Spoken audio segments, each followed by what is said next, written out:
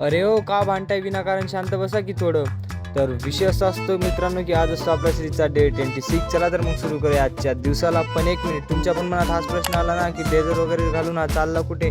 तर आज येणार होती कॉलेजमध्ये बोर्डची कमिटी, म्हणून सर्वजण ब्लेझर वगैरे घालून आले होते कॉलेजला. आणि वरून अजून आम्हाला वेगळ्या क्लासमध्ये बसवून ठेवलं होतं.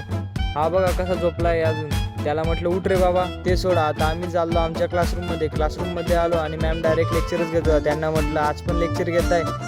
आणि हे बघा, अरे तुमचं ब्लेझर वगैरे कुठे गेलंय? म्हटलं गरम होत होतं म्हणून काढून ठेवलं म्हणे कधीच. त्यांना म्हटलं मी कधीपासून घालून ठेवलं, वरून इतकं गरम होत होतं. म्हटलं आता पहिले रूमवर जातो आणि यालाच काढून ते काढत होती. त्यांना म्हटलं का भांडतायत, थांबा तुम्हालाच ब्लॉगमध्ये घेतो.